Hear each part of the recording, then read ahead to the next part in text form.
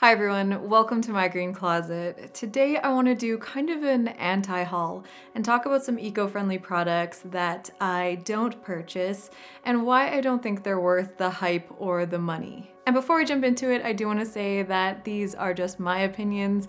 You might really like these products or find them useful, but these are just products that I don't think are worth it. So the first product I want to talk about are more reusable shopping bags and totes. Now, I do think that these are really useful and they're a great way to cut down on plastic. However, there are so many reusable shopping bags.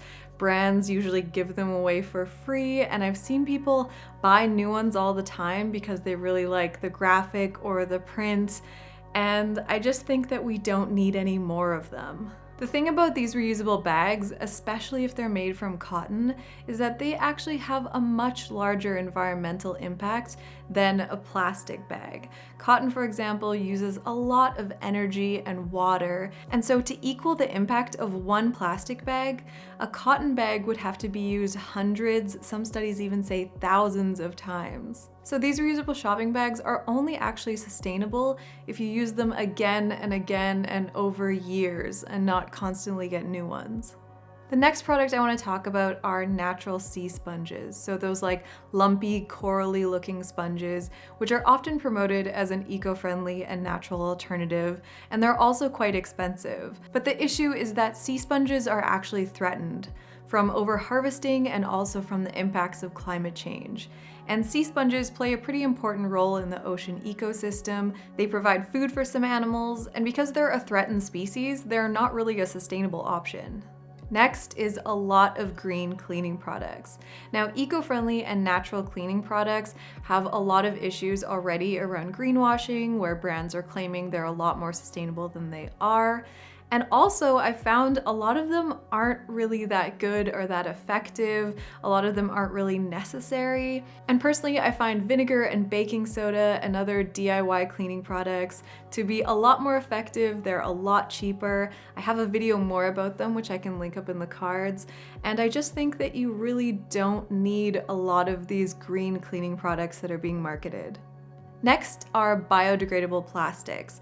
Now we're seeing these a lot more when it comes to takeaway cups and plastic forks and knives, and I do think these are a lot better than just regular plastic. However, the issue is that a lot of these are only biodegradable in industrial compost facilities, which a lot of cities don't have. So there tends to be a lot of greenwashing around these products because companies are, promoting these as biodegradable, but a lot of them just end up in the landfill anyways and don't biodegrade there. So I don't think these products are actually that sustainable, especially if you can't properly dispose of them.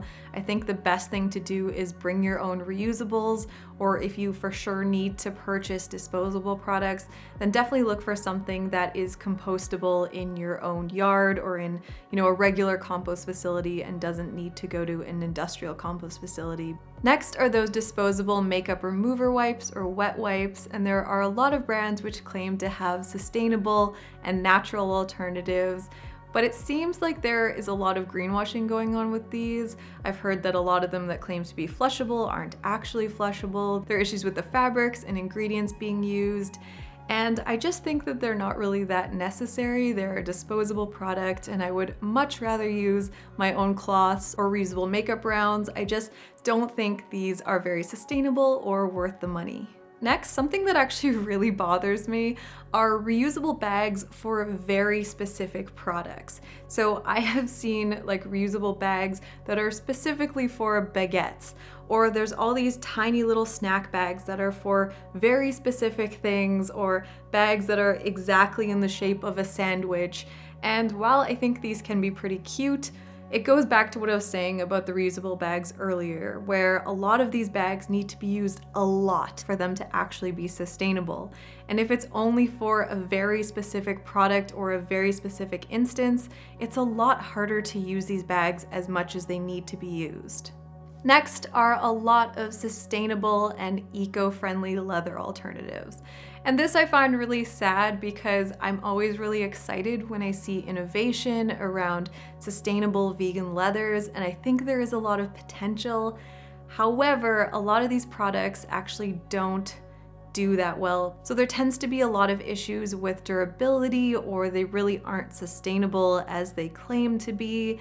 And yeah, it's just unfortunate. We haven't seen a lot of these eco leathers make it onto the market and be really successful. I do believe we will eventually get some really good sustainable leather alternatives, but currently I just feel like a lot of the alternatives available aren't really worth it from a sustainability, financial, or durability perspective.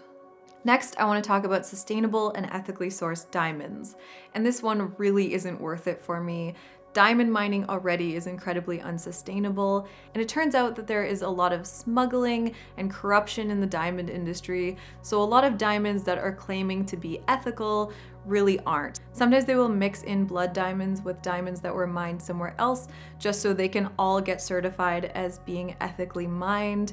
And I have a post more about this which I really encourage you reading, and I will link it below. A lot of these ethical and sustainable diamond companies get a lot of hype, but if you are looking to invest in diamond jewelry, I would really encourage you to look into lab-grown diamonds or secondhand diamonds. I just really don't believe that the diamond industry as a whole is ethical or sustainable. The next product are eco-friendly electronics. Now, there aren't a lot of these, but I have seen more companies marketing their electronics as eco-friendly because they contain either like a wooden casing or they have some recycled things in them. But with these, I find in general, and maybe I'm missing some brands out there that are doing something really sustainable, but in general, they seem to only have one small component that is sustainable and everything else is just regular. Electronics are very unsustainable, so I feel like having one eco-friendly part, even though it's better, it does feel like greenwashing, because a lot of the issues with electronics come from the mining of the metals and the various parts, so I don't know how much it helps having like a bit of wood on it. So these eco-electronics are products that I like to avoid, and instead I think it's really good to look for secondhand electronics, or to look for electronics that are really durable and long-lasting, and ideally where you can replace like one part of them versus having to replace the whole thing. I think that is a much more sustainable option. Next are biodegradable trash bags. Now this really relates to the biodegradable plastic, because if it's a trash bag and it's just going to the landfill, things don't biodegrade in the landfill, so it's kind of pointless to have a biodegradable trash bag, and they're often more expensive. If you can find eco-friendly trash bags that are made using less energy or somehow have a lower impact that way, I think that can be better. But a trash bag that is eco-friendly just because it's biodegradable doesn't really do much. I do actually sometimes still buy these for the trash that we do produce because it makes me feel better buying an eco-friendly product. But the reality is that if it's going to the landfill, it is not going to biodegrade. And the final thing I want to talk about are a lot of products which are marketed as natural detox products. Now, some of these might be totally legit, but it seems like a lot of them are making very false claims. So there's a lot of natural skin detox or tea detox, or there's so many of them. But I would just say if you are interested in these products, definitely do your research, because it seems like a lot of them are very expensive and really not worth it. So I hope you enjoyed this video, and I would love to hear in the comments if there are any other sustainable or eco-friendly products that you really don't think are worth the hype or the money.